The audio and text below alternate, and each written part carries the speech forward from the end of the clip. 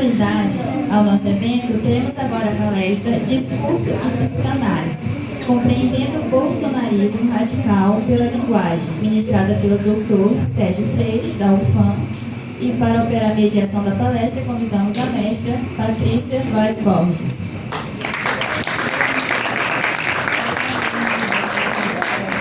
Boa tarde a todos. E mais uma figura, né? Vou falar sobre esses professores, desculpa, que dispensa apresentações, mas vamos lá às formalidades. O professor Dr. Sérgio Freire é doutor em Linguística pela Unicamp, professor associado da Faculdade de Letras da Universidade Federal do Amazonas, professor também do Programa de Pós-Graduação em Letras aqui da UFAM, membro do LAPCRI, depois só me corrige, professor, caso a pronúncia esteja errada, no Laboratório de Psicanálise, Clínica e Criação da FAPS-UFAM, líder do grupo de pesquisa Discurso e Práticas Sociais da UFAM, credenciado pelo CNPq, escritor, autor de 8 livros, diretor da editora da UFAM, Edua, e, claro, um excelente psicólogo. Ele não colocou aqui na mini-bio, mas eu faço questão de ressaltar isso. Obrigada, professor, desde já. A fala é sua, sempre uma honra lhe ouvir. Estamos aqui para mais uma aula. Muito obrigada. Obrigado. Qual é a sensação de ser apresentada como mestra? Ainda não caiu a ficha, ainda estou processando, porque ainda tem texto para escrever, né? Nunca caiu, então vamos embora. Uma coisa que a minha orientadora de doutorado, numa daquelas orientações de angústia que a gente não termina o texto, ela falou, me chamou assim: Sérgio, calma, não existe texto, só existem versões. Então, aí acalmou o coração. Ela disse: você vai fazer uma versão para a defesa. Depois, aí meu coração se acalmou. Bom, Roberto, queria primeiro, gente, agradecer.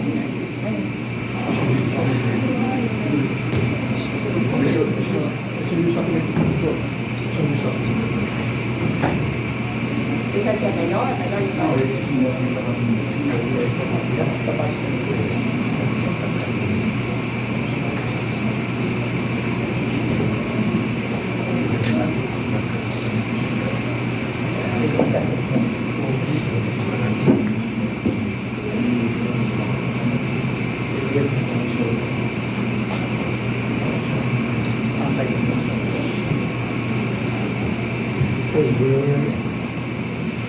Alô, legal? Dá para ouvir, né? Então, primeiro eu queria agradecer o convite. Na verdade, foi nem convite, foi enchimento, né? Cadê o Guedele? Quando o Guedele falou, vai ter efeméride, eu quero falar. Porque, na verdade, a Patrícia colocou ali que a gente está na direção da editora, da UFAM, desde 2017. Então, isso, de certa forma, nos retira da sala de aula, um pouquinho, né? E a gente está desobrigado à sala de aula. Mas só que a gente não consegue, porque a gente é professor. Então, tanto é que esse semestre agora a gente está trabalhando uma disciplina no mestrado, né? É a linguagem de psicanálise, que tem a ver com essa interface na qual estou me metendo ultimamente, né? Minha formação é letras, meu doutorado é linguística, e depois eu fui inventar de fazer psicologia. Então, fiz Enem, faculdade de novo, o grupo era Nathalie, Rodrigo e o seu Sérgio. Então, assim, eu fiz psicologia, e fiz psicologia porque a área que eu escolhi do doutorado era discurso, né? Então, assim, desde o mestrado estou trabalhando com isso, e o discurso passa fundamentalmente por um sujeito de natureza psicanalítica. Então, a gente já lê psicanálise já desde 94, faz muito tempo. Eu disse, não, estou sempre metendo esse negócio de aprender um pouquinho mesmo, fui fazer psicologia, e foi uma das melhores decisões da minha vida recente, assim, em todo sentido, assim, de arejar a cabeça, de conhecer pessoas, de conhecer um modo dinâmico e diferenciado de como essa juventude está pensando a vida. Muito legal ter convivido, tá? Recomendo fortemente. E qual é o objetivo, né, assim, de vir falar sobre esse assunto? Primeiro, eu penso o seguinte, que todo trabalho acadêmico, ele nasce de uma inquietação do social. Tem que ser assim, né? Alguma coisa me incomoda ali. A gente costuma dizer que o pesquisador pesquisa a sua dor, né? Então é algo que me incomoda, é algo que E me incomodava muito, na época após a eleição, né, Tem aquelas pessoas na frente dos quartéis ali, naquele comportamento meio malucado, né? Meio sem nexo, rezando com o celular para OVNI, um monte de coisa. E aquilo me preocupou muito, não só do ponto de vista político, mas do ponto de vista também da subjetividade, né? Como psicólogo. E nossas pessoas estão em extremo sofrimento psíquico, né? E eu disse, eu vou tentar entender isso. E o objetivo dessa fala aqui é um pouco o reflexo dessa reflexão sobre isso. O que aconteceu com esse pessoal, né? Pessoas que até então eram normais, de repente parece que virou uma chavinha. Esse cara ali não era assim, meu tio não era assim, bicho, né? Meu irmão, meu pai, cara, não tem como conversar com meu pai. Quer dizer, que chave foi essa que virou na cabeça dessas pessoas? E eu fui, obviamente, por onde eu acho que eu posso ir, onde eu me sinto confortável, que é o discurso, que é minha área de trabalho, né? E eu trabalho na linha da psicanálise, da psicologia, linha psicanalítica, que é por onde eu também transito. Eu quis entender exatamente esse fenômeno, este fato, desse comportamento que aqui a gente está chamando de bolsonarismo radical, né? Foram essas pessoas, mais especificamente desse grupo, que não aceitou o resultado das eleições, que ficou protestando durante 60 dias em frente de quartel, acampando, vibrando com fake news. Vamos prender o Alexandre de Moraes, vibraram. Quer dizer, era mentira, mas os caras acreditavam naquilo como verdade, né? Como se fosse verdade. Como é que se explica isso? Eu, como psicólogo, fiquei extremamente curioso para saber, né? Como pesquisador de discurso também, de que discurso é esse que potencializa de forma tão grave comportamentos? Porque ali você tem claramente um misto de ideologia, uma ideologia de direita, conservadora, né? Mas fundamentada em comportamentos de natureza inconsciente, né? E aí eu fui por aí. Eu fui exatamente pensar na análise do discurso, trabalho com a ideologia, e na psicanálise com o inconsciente, tentando entender um pouco isso pela economia do desejo. Aquelas pessoas desejavam estar ali por alguma razão, buscavam aquele grupo por alguma razão. Que razão era essa? Comecei a ler sobre isso, comecei a ler sobre psicologia das massas, comecei a ler sobre comportamento de grupo, né? Reli muita coisa de discurso sobre como a ideologia interpela os nossos comportamentos e às vezes nos coloca em grupos de tal forma que a gente se isola, se aliena, alienare, só inglês do latim, né? Abre mão de outras coisas para ficar naquele lugar, e aí tem alienado de todo jeito, né? Tem alienado religioso, tem alienado de direita, tem alienado de esquerda, tem alienado profissional. Tem professor de português que acha que é professor de português o tempo todo ali na cantina do refrigerante, tu vai tu vais. Porra, bicho, não é alienado. A gente está aqui tomando refrigerante, dá licença. Então a gente precisa circular. O sujeito semanticamente normal, ele circula. Quando ele está parado num lugar só, é meio complicado, seja no discurso religioso, seja no discurso profissional. Tem juiz que acha que ele é juiz o tempo todo em qualquer lugar, ele quer ter privilégio. Às vezes o juiz quis furar a fila no aeroporto, no bar. E a moça não deixou, né? Disse, obviamente, seu avô é ali, a sua filha é aquela, eu sou juiz. Essa filha é para quem tem mais de 60 anos, o senhor tem mais de 60 anos, não. O senhor está grávido? Ele ficou puto da vida porque ela perguntou isso, me desrespeitou e tal. Mas porque ele achava que ele era juiz o tempo todo, tinha que ter privilégio. E você, na função, tudo bem, né? Exercendo a função, mas não era o caso. Esse cara é o alienado. Então, eu queria entender que espécie de alienação subjetiva era aquela. E comecei, como eu falei para vocês, a ler. Mesmo, como eu falei, desobrigado, lá pensando em fazer livro lá na editora, né? Analisar, tudinho. Não dá para parar não, deixa eu continuar pesquisando aqui e tal. E aí saiu um artigozinho. E esse artigo que vai sair depois nos anais da efemérides. E eu trago aqui para vocês um pouco dessa reflexão, né? Para a gente entender um pouco esse contexto, é muito importante. Passou? É isso. Vocês estão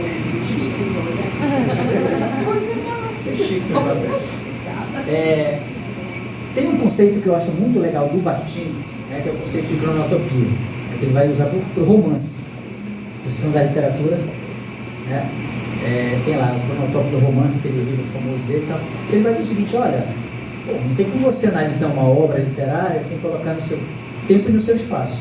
Cronos, tempo, topos, lugar, né? Então você tem que colocar a cronotopia. Quando tem pessoal que diz, o Monteiro Lobato era racista, queimem os livros de Monteiro Lobato. Ei, pô, isso é uma leitura anacrônica, vamos lá, coloca no tempo e no espaço do Monteiro Lobato, ok, traz para cá, compara com que nós avançamos em termos de organização social em relação ao racismo e tudo e tal, e usa para problematizar a literatura reflexo do seu tempo. Óbvio, e para isso a gente precisa então fazer esse percurso um pouco histórico para tentar entender um pouco essa questão desse bolsonarismo. Primeiro, é um pouco a questão da política recente, se a gente for pensar assim. A última eleição presidencial que a gente teve antes da ditadura foi em 61. A última eleição para presidente que a gente teve antes da ditadura foi em 61. Foi o Jânio Quadros que ganhou, e o Jango era vice-presidente dele. E a gente sabe a história, conhece a história, em 64 teve o golpe militar, e olha como é discurso, a gente fala em golpe, os militares falam em revolução. É uma perspectiva. Mas foi golpe. E aí o que acontece? Você tem 20 e poucos anos, 21 anos de ditadura, estabelecendo um alto silenciamento, censura, e trazendo uma certa política governamental do espectro de direita. Vamos lá, ok.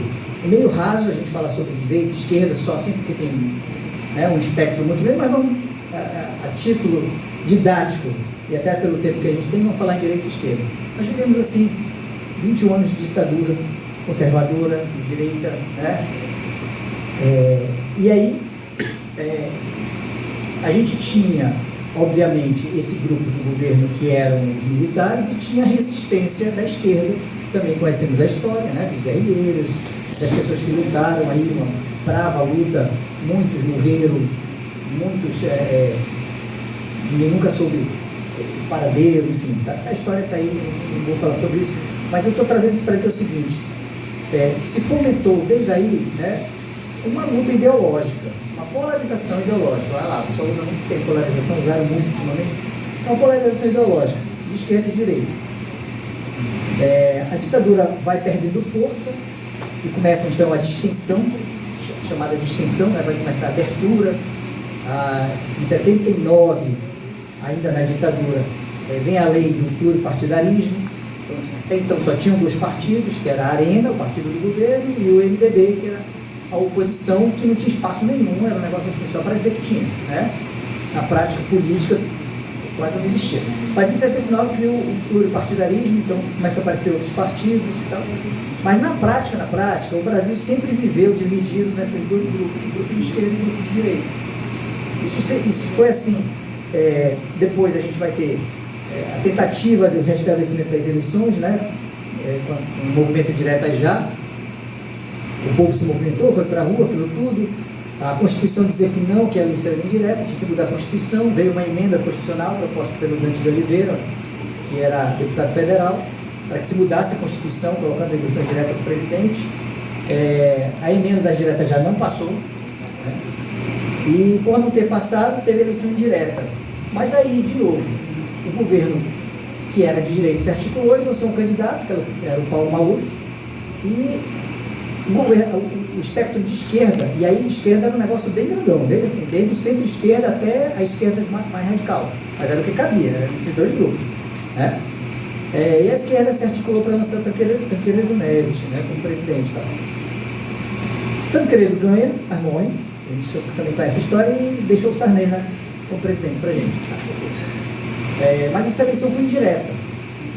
Aí o Sarney destrambelhou economicamente o país, plano cruzado 2, aquela coisa fiscal do Sarney. A história do Brasil é muito legal. Se a gente for ler, tem livros fantásticos falando sobre isso, tem da Lilia Schwartz, tem do Boris Fausto, é muito legal a gente entender esse contexto para entender por que nós chegamos no Bolsonaro. Olha que coisa maluca isso, então o Sarney faz as lambanças dele tudo lá e tem a abertura, depois e aí muda-se a Constituição, vai ter a primeira eleição direta ao presidente em 89, com um monte de candidatos, Ulisses Guimarães, Guilherme Filho Domingues, Lula, Brizola e Fernando Collor de Mello. E essa eleição acaba sendo ganha pelo Fernando Collor de Mello, ou seja, um representante da direita, Fernando Collor de Mello sempre teve suas práticas ligadas à antiga Arena, que era o partido do governo, e tal. E o Fernando Collor de Mello recebeu o impeachment, saiu fora, ficou em Itamar Franco, né? Depois do Itamar veio Fernando Henrique, veio o Plano Real, aí veio Fernando Henrique de novo, né? Aí depois veio Lula, né? Dilma, golpe, Temer, né? Bolsonaro. Então, o que a gente tem assim, sempre é uma dança entre direita, esquerda, governo de direita e esquerda, com algumas variações nessa nuance aí, né? Ou muito direita, tipo o Collor, por exemplo, né? Práticas extremamente liberais, ou centro-esquerda, como foi o Lula no primeiro e segundo governo, que ele teve que compor, né?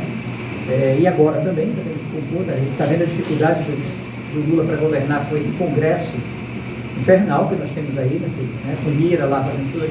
Então, assim, o Brasil sempre teve dividido em direita e esquerda. Mas por que nunca teve essa loucura que teve com o Bolsonaro? Essa é a questão que incomoda. Sabe? O que ajudou, sabe, a aparecer essa... São alguns fatores, eu acho, sabe? Lendo um pouquinho, tentando entender. Vamos lá. A primeira coisa já é o histórico da polarização política mesmo que a gente herdou no Brasil. Sempre teve direita e esquerda, sempre teve os conservadores, sempre teve os progressistas, sempre teve gente que respeita a questão da sexualidade, teve gente que acha que não, tem que ser homem e mulher, né, pênis e vagina. Se não for assim, não é plano de Deus, é conservadorismo. Então, são visões de mundo que classificam as pessoas dentro desse espectro político, ou de esquerda ou de direita. Isso sempre teve. Então a gente herdou um pouco isso, mas até então a gente sempre teve isso. Isso foi um fator, mas não foi, eu acho, que um fator decisivo. Mas a gente teve, agregando a isso, além dessa polarização política, uma coisa que foi novidade, né? Que foi o que alguns pesquisadores chamaram de polarização afetiva. Foi se criando um cenário, e aí entra Lava Jato, entra os movimentos de julho de 2013, né? O gigante acordou, aquela coisa toda. Entra a própria vitimização do Bolsonaro com a facada, no 16 de setembro, dia do meu aniversário, eu vou dar uma facada. Vem o ecossistema de desinformação do WhatsApp, Telegram, tudo isso. E todo esse cenário criou, então, um outro tipo de polarização, que é essa polarização afetiva. E a gente está falando de afetivo porque a gente está falando de sentimento, então as pessoas passaram a ter raiva e ódio de determinado grupo político da esquerda, dos esquerdopatas, do PT, não sei, tal. Então, além da polarização política, a gente teve uma ascensão de uma polarização afetiva. E isso é um diferencial. Isso é um diferencial, porque as pessoas começaram a ficar irracionais do ponto de vista político. Né? A política deixou de ser vista ou exercida só a partir do ponto de vista político mesmo, né? Para ser visceral, para ser pensada com o fígado, com a raiva, com o estômago. Né? E a gente viu isso nas eleições, as agressões físicas, né? A morte do cara lá do PT no seu aniversário, né? pelo bolsonarista. Uma cena que me deixou chocada e ainda me choca até hoje, é aquela mulher, uma criança no colo, correndo para chutar a cabeça do cara na rua, não sei se vocês se lembram disso, né? Uma briga lá, chutando a cabeça de um petista que estava de vermelho e passou no meio do bolsonarista, uma criança no colo saiu correndo para chutar. Meu Deus, o que está acontecendo? O que é isso, né? E tudo isso, então, criou um novo cenário e convocou uma coisa que eu acho que estava latente no brasileiro, que a Maria Rita Kell, psicanalista, trabalha, né, belamente no livro dela, que é o conceito de ressentimento. Tudo isso, essa política afetiva, ela foi fundamentada por um ressentimento. Essas pessoas são pessoas ressentidas. Né? E a Maria Rita Kell, ela define o ressentimento da seguinte forma: assim, ressentimento é a culpa que a gente atribui ao outro pelo nosso fracasso. Eu fico ressentido. Então minha vida está uma merda, foi o governo do PT. Né? Não sei o que está acontecendo, é o PT, faz o L, não sei o quê. Né? São as parábolas que a gente ouve hoje ainda. Tem um ressentimento que ainda está aí. Ainda está aí esse ressentimento. São pessoas ressentidas com a ciência, por exemplo. Né? Então você ser cientista, ciência esquerdopata. Então uma classificação assim, muito binária né? Entre nós e eles, que é exatamente o título do livro do Idelber Avelar, que eu acho fantástico, que eu recomendo muito, que é Eles em Nós, em que ele faz uma análise desse período aí, né, do surgimento do Bolsonaro e tal. Fora isso, a gente teve também mais uma variável para essa gênese do Bolsonaro. Porque a pergunta que a gente faz é: como é que um deputado do baixo clero, medíocre, sem histórico nenhum político, né, que sempre viveu lá naquelas rachadinhas, porra, como é que esse cara chegou a ser presidente, bicho? Né? Foi visibilidade. Dá visibilidade para ele no Pânico, por exemplo. Né? É o mesmo tipo de coisa que aconteceu com o Zelensky lá. O Zelensky foi eleito lá na Ucrânia, ele era comediante, né? Não sei se vocês sabem. Ele foi eleito como um voto de protesto, assim. Aí só que estourou uma guerra, aí o cara agora é o presidente que tem que resolver essa parada. O Bolsonaro foi um pouco isso. Ele foi, assim, a representação do ressentimento desse antagonismo da direita. A direita estava ressentida. Aí de repente aparece um cara que faz um pacto com a bancada da bala, né? O negócio de liberação de armas e tal, com a bancada do boi, com o agronegócio, e com a bancada da Bíblia, BBB. Né? E vamos lá, vamos falar um negócio, justiça seja feita. O Bolsonaro, ele soube entrar nesse barco. Então ele entrou fazendo essa articulação política, e a religião, quando eu falei da Bíblia, a religião teve um papel fundamental na ascensão do Bolsonaro, principalmente as religiões neopentecostais, principalmente. Então esse foi o cenário que criou a possibilidade do Bolsonaro. E o Bolsonaro vai surgir exatamente como o anticandidato, não só ele, mas ele representa assim, o amálgama de todo esse ressentimento que estava acumulado e desse antagonismo contra a esquerda, que era histórico já da divisão política do Brasil. Isso não acontece só em nível de presença, não. A gente teve aqui no Amazonas a eleição do Wilson Lima, por exemplo, um cara sem nenhuma tradição política, sem nada, como voto de protesto. Teve o Zema, em Minas Gerais, idem. Né? Um monte de delegado, um monte de... Né? Delegado Péricles, não sei o quê, delegado Pablo, né? Policial não sei quem, sargento não sei quem.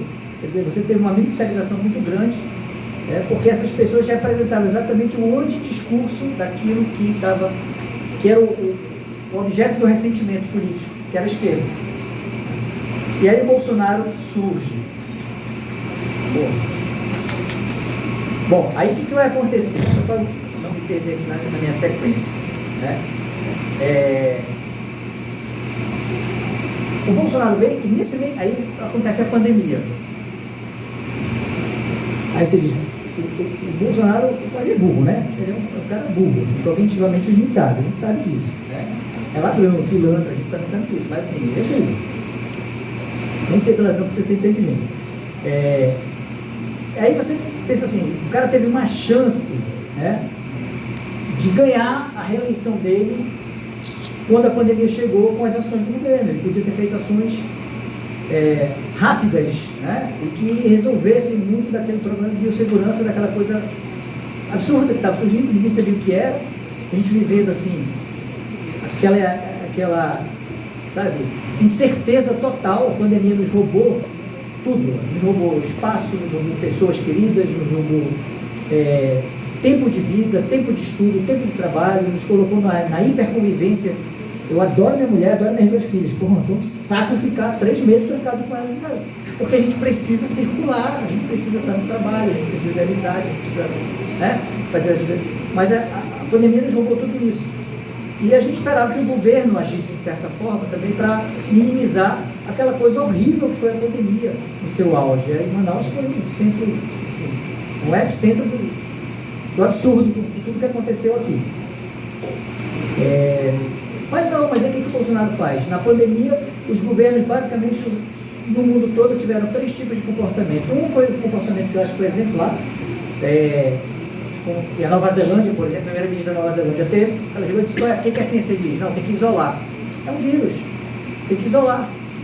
É uma pandemia. Ela fechou, disse: ninguém entra, ninguém sai, acabou-se. Máscara, o que a ciência diz? É isso aqui, não tem vacina ainda, então é isso. Fechou. Foi o país modelo no tratamento da Covid, a Nova Zelândia. Todo mundo reconhece isso. A primeira-ministra da Nova Zelândia, uma mulher com cuidado, cuidou do país e tal. O segundo grupo é um grupo intermediário, eu acho que é o grupo que tentou conciliar as medidas de biossegurança com a questão da economia. Não, mas a economia não pode parar, né? Aí faz lockdown, aí abre, aí fecha de novo, aí abre, né? Aí fecha, aí quando abre e volta tem uma subida de novo. A gente viu aqueles corpos lá, né, na Itália, na Europa em geral. A Europa em geral usou essa segunda medida tentando conciliar a economia com a questão da biossegurança. E o terceiro grupo, que é o grupo do Trump, que era presidente então, depois o Biden mudou a política quando entrou, né, no meio da pandemia, é o do presidente da Bielorrússia, que dizia que Covid se curava com vodka, o presidente do México, né, também era outro negacionista, né, e o Bolsonaro.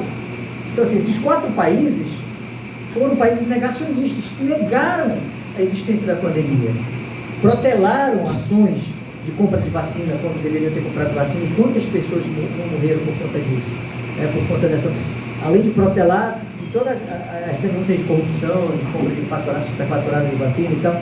Então esses países fizeram assim, a pior opção política, né? Então o Bolsonaro tinha tudo para ele dizer assim, pô, esse cara é merda, né? Mas ele teve um apoio imenso da população, a eleição foi ganha assim, ó. Por quê? E depois da eleição ganha, essas pessoas ficaram nos quartéis defendendo o Bolsonaro.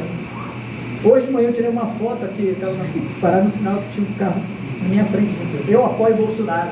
O cara ainda apoia, ele não tirou, ele apoia, está no carro dele, né? Embora tenha muita gente já meio arrependido disso, tá? Tá, então vamos lá. Esse é o cenário. O Bolsonaro surge porque tem todo o histórico da política recente nacional que vai fomentando isso, a religião, né? O pentecostal também interesseiro, né? Malafaia, aquele pessoal lá, aquele outro do chapéu lá, né? Enfim, né? Esses pastores interesseiros que sempre estão grudados no governo, independente de qual governo, mas também perceberam, né, no Bolsonaro as benesses da coisa, de anistia, de dívida, um monte de coisa. É grana, a gente não é outra coisa não, na religião é grana, né? Então tudo isso criou um cenário para a ascensão do Bolsonaro. E aí o Bolsonaro quase ganha, né? Quase ganha. A gente sabe, tá aí surgindo aí, criaram uma CPI que saiu pela culatra, o tiro, né? Para investigar várias coisas. E o cara usou a Polícia Rodoviária Federal para interromper voto no Nordeste. A gente sabe de tudo isso que aconteceu, né? Compra de voto. Imagina o cara tá comprando seu voto tão bonitinho lá no Paraná e chega o Caco Barcelos, né? Não sei se vocês viram aquele negócio lá, né? Professor repórter, o que você está fazendo? Estou comprando voto, né? Está comprando voto, né? Não? Porra, lá no interior do Paraná, o Caco Barcelos, imagina. Então teve compra de voto, teve um monte de coisa que a gente sabe que teve. E por conta disso, quase que o Bolsonaro ganhou. Quase. Né? Mas não ganhou. Aí veio o que me interessa, né? Aquela pergunta. Ok, ele não ganhou. E essas pessoas não aceitaram o resultado. Essas pessoas que eu estou falando, esse grupo, né? Que no senso comum as pessoas ligarem patriotários, né? Os patriotários, né? Estamos no Brasil e tal, ficavam lá na frente do quartel. E eu queria entender, não, cara, não faz sentido isso, né? Por que essas pessoas insistem nisso? Por que essas pessoas estão abdicando da sua vida, com a sua família? 60 dias pegando sol, chuva, fazendo xixi, cocô e banheiro químico, né? Por que diabo é isso? Tem alguma coisa. Freud, eu vou pro Freud, né? Vamos lá. E aí eu fui ler o Freud. E o Freud tem um livro maravilhoso, que aí você começa a ler o livro e você diz, pô, parece que o Freud escreveu sobre o bolsonarismo, né? Que é a psicologia das massas e a análise do eu. O detalhe é que ele escreveu isso em 1921. Né? Mas está tudo aqui, né? Como é que se junta, por que vai, por que entra no grupo, por que abdica dos seus valores. Tá? O Freud explica, ele pega os estudos que vieram antes dele, né, do Leibon e do McDowell, dois psicólogos que vieram antes, mas ele diz assim, ele faz uma releitura desses caras dentro da psicanálise, dentro do que eu estou chamando de economia do desejo. Esses caras estão lá por causa do desejo, eles foram para aquele grupo por causa do desejo. Né? Por que eles entraram nesse grupo? Né? Vamos lá agora pegar o que o Freud diz para a gente. Por que eles entraram nesse grupo? Eles entraram nesse grupo porque eles receberam acolhimento. Acolhimento de quê? Das suas ideias, dos seus preconceitos, né? De tudo aquilo que estava latente. É um grupo que chega e diz assim, nós somos contra a esquerdalha, né? Petralhada. Opa, então estou aí. Né? Nós somos contra o casamento homossexual, né? Afetivo. Opa, então estou aí. Quer dizer, esse grupo pensa da mesma forma. Para entrar, tem 1000 razões, mas está atravessado aí o pertencimento. Essas pessoas, de alguma forma, elas tinham uma falta e elas encontraram nesse grupo o preenchimento dessa falta. Foi por isso que elas foram. Qual falta é? Era alguém mal amado, né? Era alguém que não era reconhecido, e lá no grupo ele passa a ser reconhecido, porque todo mundo é igual a mim, né? Eu passo a ser valorizado como pessoa. Não sei, tem 1000 motivos para entrar, né? E tem um para não sair. Por que as pessoas entraram? Grosso modo, elas entraram por questão de identificação. Porque elas se identificaram com aquilo que estava lá. Só que, está aqui na literatura, sobre psicologia das massas. Freud escreve isso em 1921, e logo depois Reich vai escrever sobre também a psicologia das massas do fascismo na Europa, por causa da guerra. E ele queria também entender por que as pessoas entraram naquela loucura do nazismo, do fascismo, né? Então tem muita literatura sobre isso. Mas aí a gente tem que fazer o seguinte, pega a literatura e traz para cá, para a gente tentar entender a nossa realidade. Então por que esses caras entraram? Entraram por causa disso, né? Abdicaram. Só que para entrar, aí vamos lá de novo, Freud diz o seguinte, quando você entra no grupo, você tem as suas convicções pessoais, suas convicções morais, etc. E o grupo tem também a dele.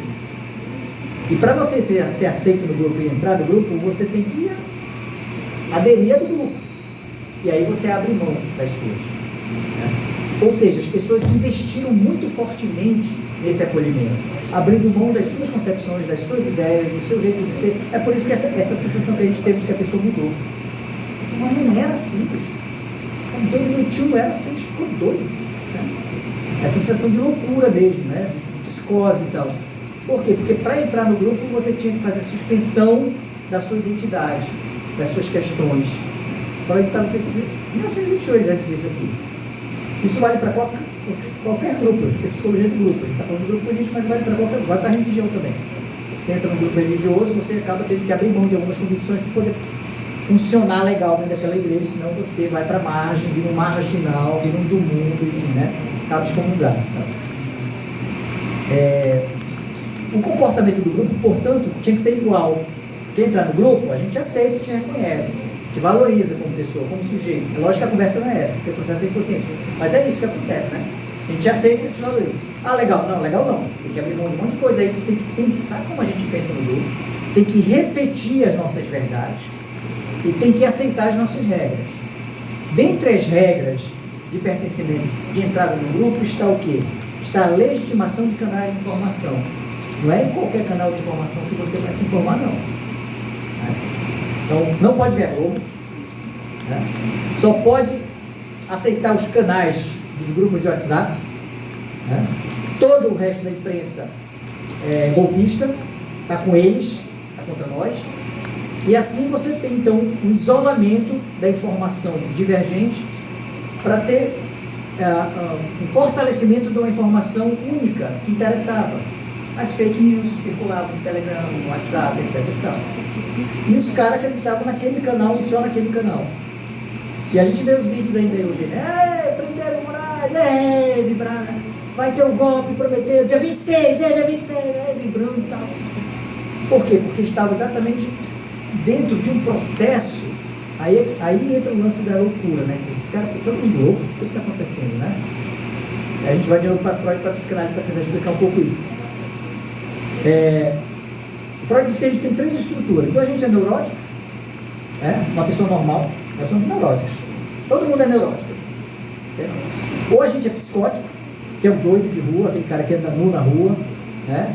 Nem aí pra porra nenhuma, ele vive no mundo dele, é um maluco, né? Que o termo da psicologia é psicótico. Né? Ou a gente é perverso, né? Aquela pessoa que faz a sua própria lei, aí entra aí o pedófilo, o sociopata, o psicopata e tal. Então o melhor dos mundos é ser neurótico. Que bom que a gente é neurótico. Fiquem felizes se eu já... Neurótico, obrigado, sou neurótico. Porque a neurose a gente vai lá no consultório do psicólogo, aí ele lida com a nossa neurose e tal. Só que essa classificação do Freud, né, ele vai dizer assim, nós somos, essencialmente, estamos numa dessas estruturas da personalidade, mas a gente pode transitar para as outras. Eu posso ter surtos psicóticos, eu posso virar por alguma coisa que aconteceu na minha vida. Uma morte trágica, brutal, por exemplo. Eu posso passar um tempo tendo alucinações, delírios, traumas, né? E o que aconteceu com essa gente é isso. Eles não são loucos, eles estavam loucos. Naquilo que o outro psicanalista argentino, Nazio, chamou de fora-clusão localizada. É uma loucura localizada, momentânea. E era uma loucura por pertencimento.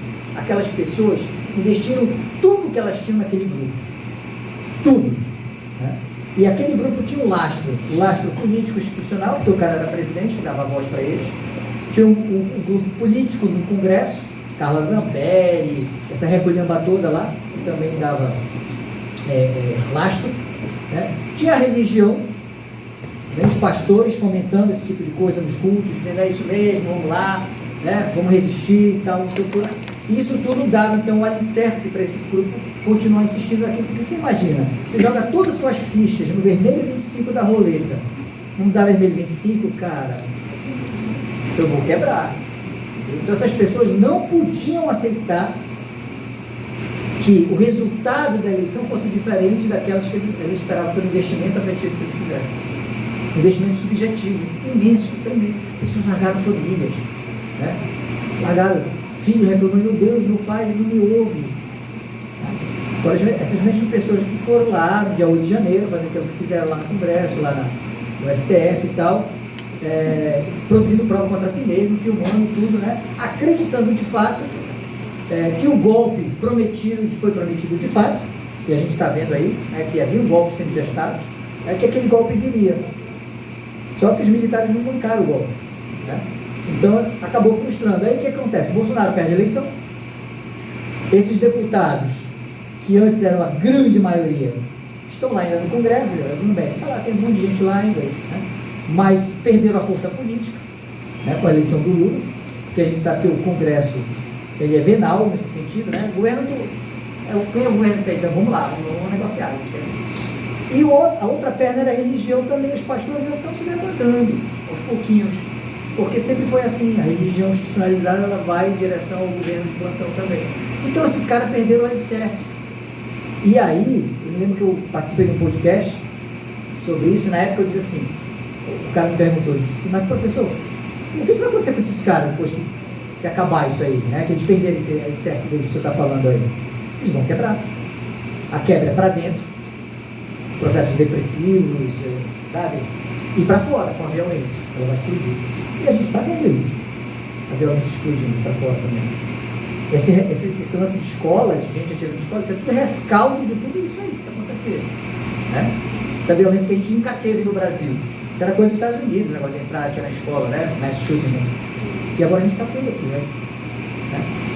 Então, e muita gente, tem muitos colegas psicólogos que estão falando isso, assim, começaram a receber essas pessoas no seu setting terapêutico em extremo sofrimento, porque elas voltaram, algumas voltaram, né? Arrebentadas. Se você der um search aqui no Twitter, qualquer outra rede social, você vai ver a prova lá, bolsonarista arrependido. Vocês vão ver a quebra psicológica dessas pessoas, a raiva que eles têm do Bolsonaro, quem voltou, né? Quem conseguiu quebrar e sair desse negócio. A raiva, porque virou, né? O amor virou raiva, porque a gente sabe que o amor e o ódio estão coladinhos ali do lado do outro. E foi isso que aconteceu, né? As pessoas elas estão quebrando. Tá. E o que se faz com isso agora? O que a gente tira disso agora, né? Ok, a gente pode até ter achado essa explicação do porquê que esse pessoal ficou lá. Eles ficaram lá porque eles apostaram todas as fichas da sua subjetividade, do seu reconhecimento como pessoa, num grupo que reconhecia de fato. Eles são iguais a mim. Aqui eu sou gente. Aqui eu tenho valor. Né? E normalmente você vai ver que são pessoas que sofrem do que um outro pesquisador, achei muito legal o conceito do Festinger, né, que foi o cara que em 1957 desenvolveu um conceito chamado de dissonância cognitiva. Né? Diz o seguinte, essas pessoas sofreram dissonância cognitiva porque elas estavam defendendo e fazendo coisas que elas não acreditam. Então, daí a dissonância, né? Você vê, não, é contra a corrupção, não sei o quê. E é um grupo de empresário que, sabe, sonega imposto, é o grupo de gente que bate mulher, é o grupo de... É aquela coisa que a gente vê de vez em quando, não falha um. Né? Toda vez que tem uma merda, alguém fazendo alguma coisa, agressão, feminicídio, né, homofobia e tal, não sei o que você vai ver o cara, aí você vai lá, aí o pessoal vai atrás, vai acabar e acha lá o símbolozinho, Bolsonaro. Né? Aí não falha um. Então eram pessoas que defendiam a família, né? Que defendiam a moral, os costumes e tal, porque esse era o discurso do grupo, mas eram pessoas extremamente fragilizadas do ponto de vista ético. Quase todas, e portanto viviam essa dissonância cognitiva. Tá, eu acho que a gente consegue explicar, pegando um monte de papel, lendo o livro, né? Ok, a gente consegue. Mas a minha preocupação, né? Assim, como analista de discurso, eu consegui chegar no meu objetivo, tentar entender por que esse discurso do bolsonarismo surgiu, o que manteve ele naquele momento, que foi esse alicerce que eu falei para vocês, a institucionalização com o presidente, com os deputados, com a igreja, né? Mas que já sai fora, acabou esse alicerce, então, construído na areia, quebrado. O funcionamento do discurso legal, pela análise do discurso, pela ideologia, a gente consegue entender. Mas a minha preocupação também era de psicólogo. Cara, o que a gente vai fazer com esse pessoal? A gente que tem família. Meu sogro é extremamente bolsonarista. É aquele que chama Lula de Nine. Sabe os dedos dele? O que a gente faz com esse pessoal? Ele não foi lá para frente do quartel, pelo menos isso, né? Mas o que a gente faz com esse pessoal? Porque acabou. Muitos já dizem, acabou. Muitos têm raiva disso aí. Acabou mesmo, enganaram a gente foi igual otário mesmo, 60 dias pegando chuva e tal, e o cara estava lá com pendrive, não sei aonde, lá na Dubai, não sei o quê. A minha preocupação, vamos lá, para finalizar, como analista de discurso, eu consegui, eu acho, mapear um pouco o funcionamento desse discurso, de onde ele veio, essa herança histórica que a gente tem, esse ressentimento que constitui a identidade nacional. Né? O brasileiro é ressentido. A Maria Rita Kell é outro livro que eu recomendo muito, Ressentimento, da Maria Rita Kell, psicanalista, falando como o Brasil ele tem uma prática de ressentimento. Né? Amigo, não faça sucesso no Brasil, porque as pessoas vão te cancelar de alguma forma. O sucesso é uma ofensa pessoal, já dizia o teu Juninho, na década de 70. No Brasil, o sucesso é ofensa pessoal. Então o brasileiro tem uma característica do ressentimento e tal. Então tá, ok, constituição desse discurso é ressentimento, herança, né, da polarização e tal. O que a gente teve de novo foi essa polarização afetiva, que foi fomentada pela igreja, que foi fomentada pelos grupos de WhatsApp, pelas fake news, né? Então, sabe, a rede de televisão, Record, por exemplo, sabe, fazendo esses recortes todos. A gente sabe, então foi isso que levou esse negócio. E o que levou, do ponto de vista discursivo ideológico, é isso. Do ponto de vista inconsciente, psicológico, o que levou essas pessoas a irem para esses grupos, ficarem lá e sofrendo do jeito que sofreram, foi pertencimento. Eram pessoas que de alguma forma estavam com a sua vida desfacelada em algum aspecto e que ali, suspendendo sua vida pessoal e engajando na vida do grupo, né, se exilou dessa dor psíquica. Só que isso acabou, esse exílio acabou. E aí, a minha preocupação não é de psicólogo, e agora? Eles vão quebrar. Muitos vão quebrar, para dentro e para fora. Muita gente em processo depressivo, né? Muita gente não voltou desse processo, continua ainda, né, defendendo, tocando berrante ainda, né? Mas eu penso que a gente tem, e aí é uma convocação, né? Nós, que nos colocamos no espectro de esquerda, esse negócio aí, né? Que somos pela inclusão da diversidade, né? Da diferença, da questão indígena, do meio ambiente, da homoafetividade. É aí que a gente está. Eu estou aí, não sei se vocês estão, mas eu estou aí. Se a gente está aí, a gente não pode entrar no mesmo jogo de funcionamento de lá, nessa hora. E dizer assim, foda-se, vai morrer para lá, bolsonarista safado. Eu acho que é a hora do acolhimento.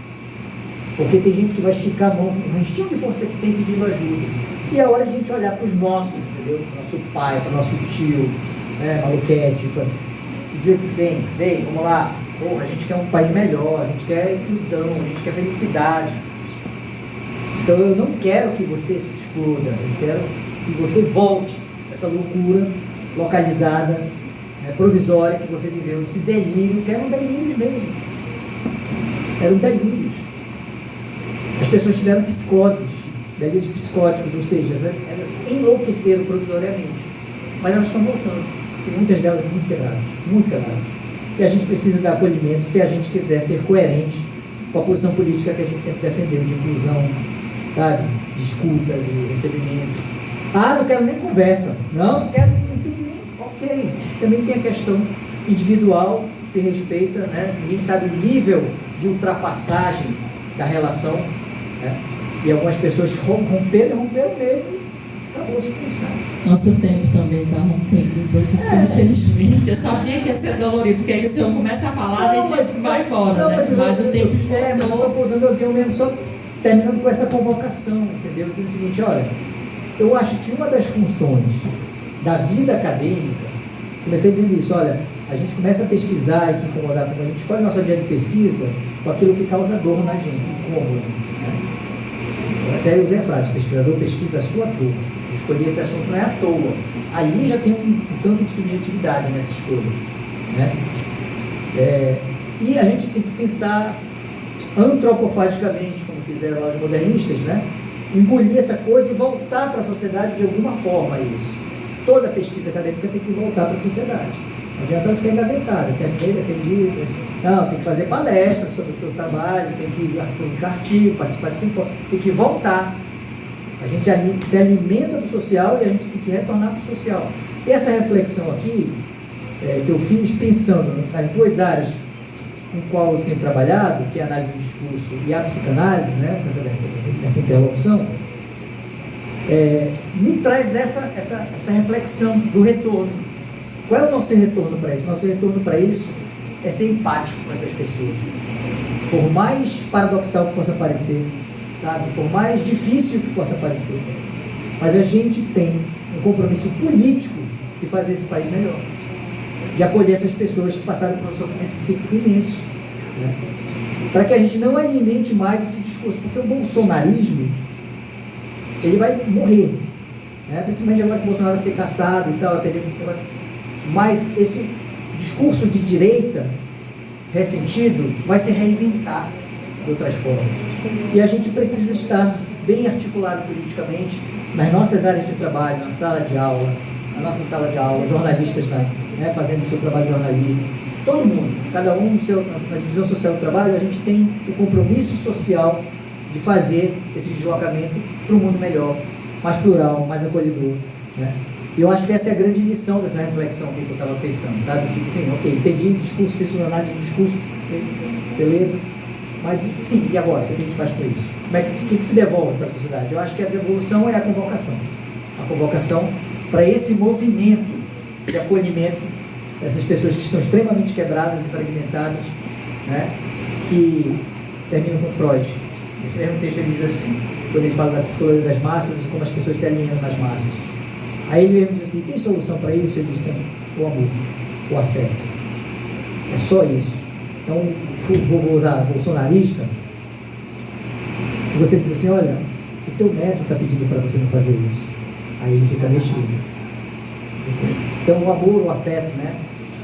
A pulsão libidinal, para usar o termo da psicanálise, é o que nos salva, é o que vai nos salvar. E fica aqui, então, o convite para vocês. Depois eu vou disponibilizar o artigo para quem quiser ler, né? Porque aí tem todos os desdobramentos, referências e tal, mas eu recomendo 2 livros, para quem gostou desse papo aqui. Um é Psicologia das Massas e Análise do Eu, do Freud, né? Não é um livro técnico, não é um livro que leigos podem ler tranquilo, você vai lendo, você vai colocando, né, na realidade do que a gente viveu politicamente. E o outro, que fala da ascensão do bolsonarismo, com fatos e tudo, é esse do Idelber Avelar, Eles em Nós, Retórica e Antagonismo Político no Brasil do século XXI. Tem outras coisas aí, outros livros, outros papos também, mas aí a gente fala mais adiante. Então, era isso. Obrigada, professor. Infelizmente, a gente não tem tempo para perguntas, para não atrasar muito a nossa programação, mas o professor Sérgio está sempre disponível nas redes sociais, né, professor? Entrar em contato e em breve a gente vai ter esse artigo aí publicado para leitura. E um presente para você, professor querido. Obrigado.